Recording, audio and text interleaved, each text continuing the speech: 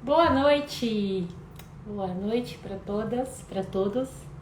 Seja muito bem-vindo a esse canal abençoado e lindo, que é praticamente só mamães que a gente tem aqui nesse canal do Instagram.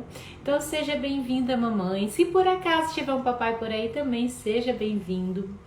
Aqui nós falamos sobre cuidados com o bebê de 0 a 3 anos. Eu sou Cid Boico, sou especialista em treinar pediátrico e também ensino a mamãe como ela pode estar aliviando a cólica, o refluxo, através das manobras do treinar.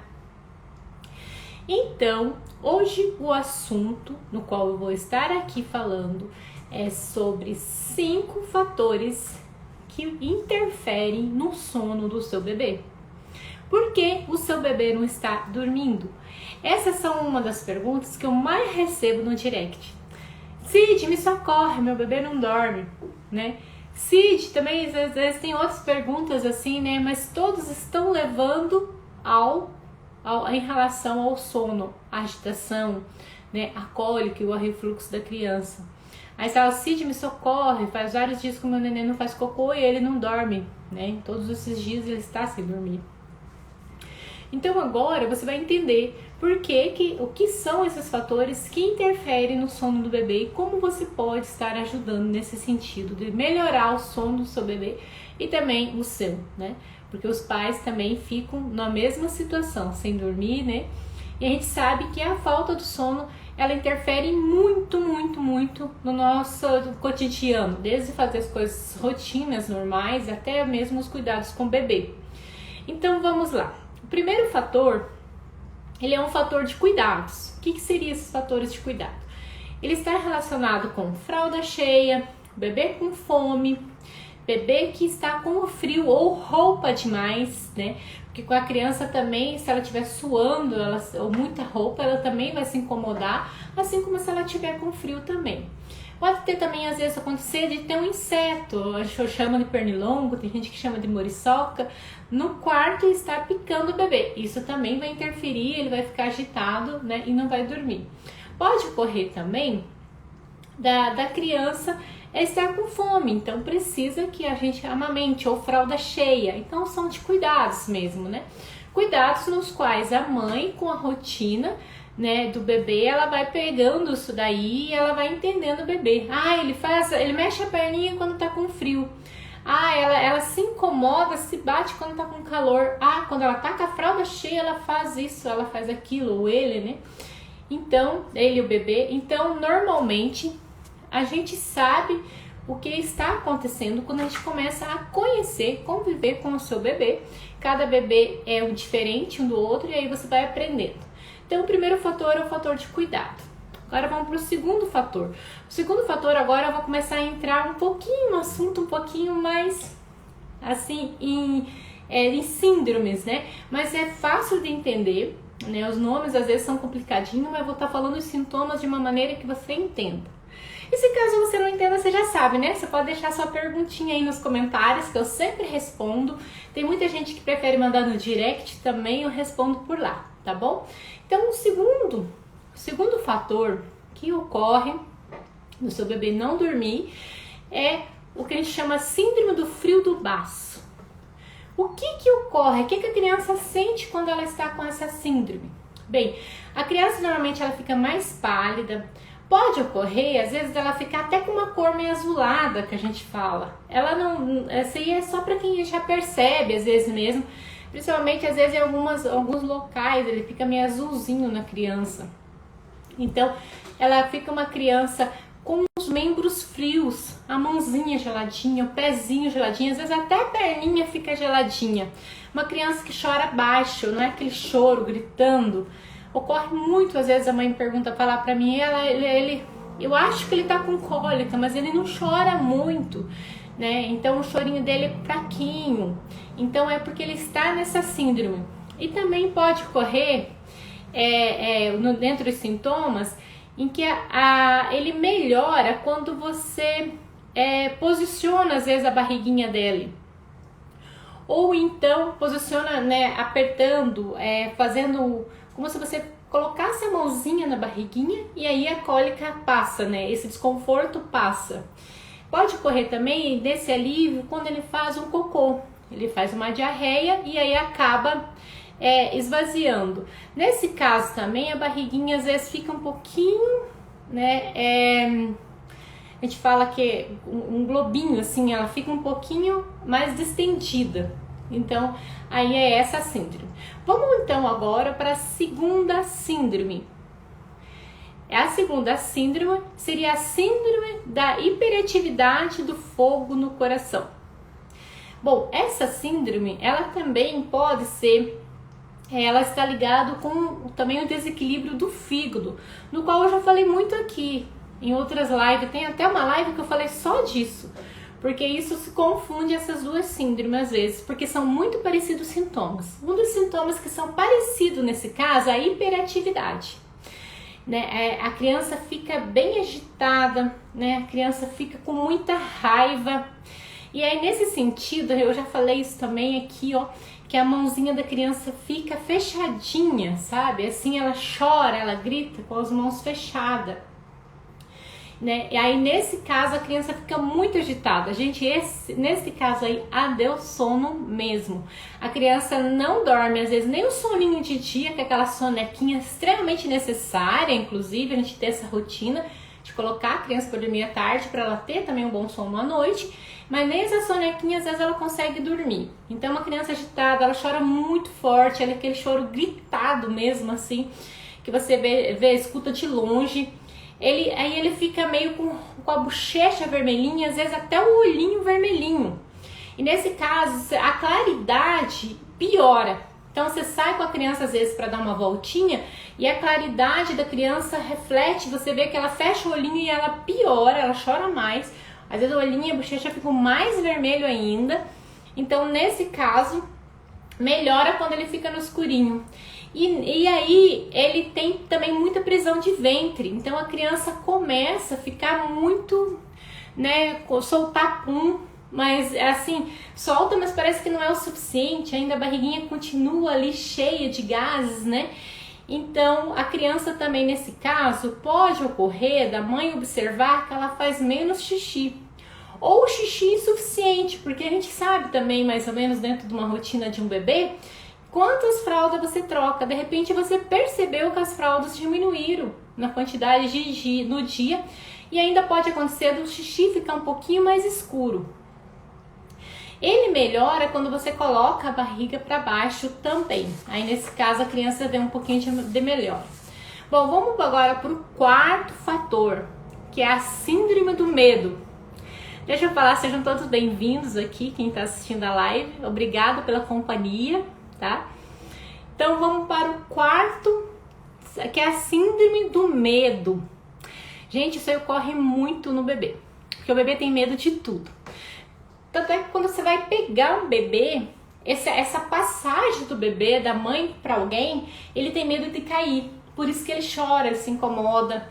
Então assim, a criança tem uma insegurança muito grande. Por quê? Porque ela está ligada com a mãe diretamente em tudo que a mãe sente. Ele ainda acha que ele é a mãe, né? Isso também é de conhecimento já de muita gente, né? Então a criança tem esse medo. Um dos maiores medos dela é ficar longe da mãe, não escutar o coração da mãe. Então ela tem esse síndrome. O que normalmente ocorre quando as crianças estão com essa síndrome do medo? Ela também pode ficar um pouquinho mais pálida, fica com um olhar meio assustadinho, assim, aquela cara de assustadinha que você consegue identificar no bebê. Ela tem agitação, ela tem tremores, assim, também é bem fácil de identificar, né, aqueles tremorzinhos, assim, da criança. Ele chora quando ele escuta um barulho estranho.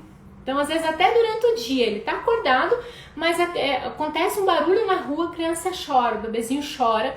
Ou então, ele fica, à noite, ele acorda chorando do nada. É pesadelo mesmo, assim. Então, nesse caso, ele vai procurar ficar perto, próximo dos pais. Quanto mais próximos, melhor ele vai dormir. Quando ele tá com essa síndrome do medo. Esse acalma, né? Grudadinho na mãe, aí se acalma. Não é à toa que tem aquelas camas, né, gente? As camas com aquela proteçãozinha, que foi uma invenção maravilhosa para nós mães, pra gente dormir também. porque daí a gente consegue escutar a respiraçãozinha, sentir a respiração da criança e dormir, né? Eu achei uma invenção maravilhosa aquelas caminhas. Na minha época não tinha, né? Aquela caminha que você coloca junto com o colchão. Não sei quem de vocês aí tem essa cama, né? E também eu quero saber quem de vocês aí consegue ficar dormindo longe do seu bebê, né? Eu lembro quando meu bebê nasceu, eles falaram assim, não, até um ano tem que dormir com a mãe, porque é perigoso, por causa do refluxo, por causa disso, por causa daquilo, né? A criança pode engasgar, se puxar a naninha no rosto pode engasgar, pode afogar, tem tudo isso também, né? Aí eu lembro de uma amiga minha falar assim, sim, ela tem que dormir até os 12 anos, porque a filha dela tinha 12 anos e ainda dormia com ela às vezes. Então nós mães, quando não somos mães, é muito fácil falar, não, criança não pode dormir junto, pode atrapalhar. Agora quando viramos mães, a gente vira uma onça, né, a gente vira aquela super protetora, né, e aí o bebezinho tem que estar perto. E a gente se sente bem melhor e dorme melhor também, né, porque essa correria de ficar indo às vezes um berço, correndo de um quarto para o outro também nos atrapalha, às vezes o pouco de sono que às vezes a gente consegue tirar na noite. Vamos para o quinto, que eu falei hoje em 5, não foi? A minha promessa de hoje foi que eu daria 5 fatores que interferem no sono do seu bebê. Então, o 5 é a síndrome da retenção do leite ou do alimento. Bom, nesses fatores, aqui a gente vai falar de duas maneiras. Primeiro é o leite materno. O que ocorre assim, as mães me falam muito, mas eu só dou leite materno. Por que que ele está desse jeito? Por que que ele está com cólica? É alguma coisa que eu estou comendo? É dessa forma que as mães me falam. Gente, pode ser. Eu tenho uma live aí que fala só do aleitamento materno, não vou entrar muito, tá? Mas o leite materno ainda é o mais fácil de digestão para criança, né? Já o leite, a fórmula, nada contra, pelo amor de Deus, nada contra, né? As fórmulas. Já a fórmula, ela faz realmente uma congestão já na criança, de que a gente fala, esse é um termo popular, né? Mas ela sobrecarrega muito mais o intestino da criança que já está em deficiência, né? Então, ocorre que uma criança que entra com fórmula novinha, ela vai ter muita cólica mesmo, não tem como fugir disso, né? Então, tem que estar trabalhando, porque ela já está trabalhando no máximo, né, os órgãos dela. E aí, nesse caso, a cólica é certa, né?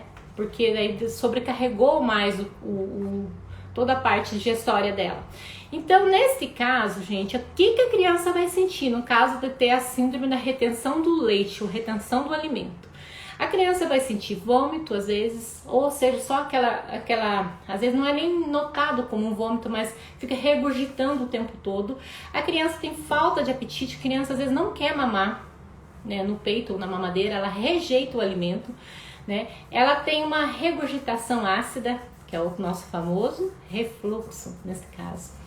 Então, ela fica regurgitando, a criança se acalma quando você coloca ela deitada aqui, ela fica em pezinho em você, ela dorme à noite. Se você coloca ela deitada, ela chora. Isso é muito fácil de ser identificado, né? E a criança, quando você coloca ela sem levar com alguma coisa, que seja alguma coisa também que a criança não puxa pro rosto, um travesseiro ou alguma coisa, um ninho, você pode fazer um ninho ali para ela, né? Até com aquela nossa almofada que a gente amamenta, mas sem deixar algo livre, uma fraldinha ou alguma coisa que a criança puxa pro rosto, né? Então, nesse caso, se você coloca a criança reta, ela fica abrindo a boquinha, fechando, ela estica as perninhas, ela geme bastante, ela tem gemidos, é um sono muito agitado, ela está com o olhinho fechado, mas você observa, ela não está dormindo bem, né? Ela está muito agitada. Então, nesse caso também, a criança tem uma distensão abdominal bem grande, com muita dor ao toque. Então, às vezes eu que faço sempre a manobra, em cima a manobra, e vejo as mães fazendo isso, a criança não aceita aquela manobrinha, que é o que ela mais precisa, inclusive na barriga. Você vai tocar na barriga dela, ela chora. E o abdômen está muito distendido, né? Bem aquela coisa assim, que não tore uma bolinha na barriga. Neste caso, a criança pode estar fazendo um cocô com cheiro ou não. né? Não necessariamente, mas ela pode estar com cheiro. O sono é aquilo que eu te falei, extremamente agitado, né? Então, neste caso, é a síndrome da retenção do alimento, associado com o que a gente fala que é o refluxo. Aí pode ser que a criança já está com a cólica e o refluxo junto, né? E nesse caso, o que ocorre muito é que eu observo, isso aí é em observação, é no que os relatos das mães trazem para mim, inclusive as minhas alunas já, que o médico, ele não deu o diagnóstico de refluxo. É que assim, gente, o diagnóstico de refluxo não é um refluxo crônico, ele não é uma doença necessariamente no caso do bebê. O que ocorre é realmente essa imaturidade dos órgãos, no qual os órgãos da criança trabalham no limite já.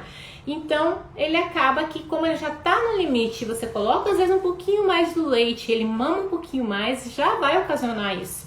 Além disso, tem outros fatores que interferem, que são vários fatores que vão interferir nessas síndromes, né? Inclusive a rotina do lar, a rotina que você coloca no bebê, o estresse que o casal às vezes está passando, ou a família onde o bebê mora, vive, está passando por estresse, a criança também sente, né? E isso interfere muito, né? Que são as emoções interferindo e não só a alimentação, né? Bom, hoje falamos sobre fatores que interferem no sono. Para você que está chegando agora, seja bem-vinda, né? Eu já vi que 2 meninas entraram agora. Então seja bem-vinda, assiste depois a live desde o início, que eu não vou estar repetindo agora aqui, que senão fica uma live muito comprida. Obrigada, meninas, pela companhia. Vocês querem fazer alguma pergunta? Tem alguma dúvida que queira tirar aqui agora ao vivo na live? Se tiver, pode estar perguntando. Se não, depois, gente, pode me mandar as dúvidas no direct, eu sempre respondo, né? Pode também estar deixando as perguntinhas aqui que eu também respondo, tá? Fala isso pra mim se você já conseguiu identificar uma dessas síndromes do qual eu citei aqui na live no seu bebê.